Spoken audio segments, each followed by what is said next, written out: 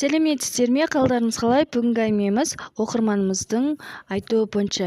Мен 17 жасымда зорлық көргем. Ол кезде нағашы ағам зорлайтын. Жылдар бойы қорқытып келген болатын. Қазір есіме алсам, бір түрлі үрей билейді. Сол кездегі оқиға жаз мезгілі болатын. Біз кішкентай болатынбыз. Шамамен 5-6 жасамыз ғой.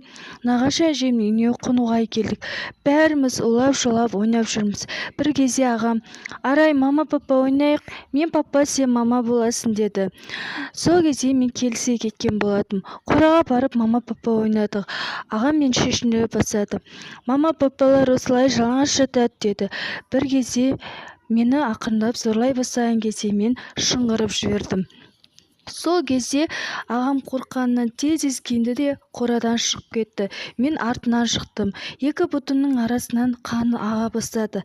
Әпкем оны көре салмай арықтың суымен жуып жіберді. Әпкеме: "Үйдегілерге ешкімге айтпашы" деп өтінген болатым. Солай бой жеттік.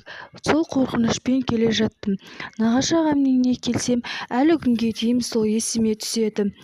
Бір кезде нағашы ағам: "Арай, әлгіні қайталасақ қайтеді? Жасықты бір еске алмадық па" деді. Мен қаша жөнелдім. Бәрібір ағам өз дегеніне жетіп тындырды. Мен 3 рет аборт жасатып, 3 рет жасанды түсті жасаттым. Ата-анама дым демедім. Әлі күнге дейін қорқып келемін. Айтуға да қорқамын.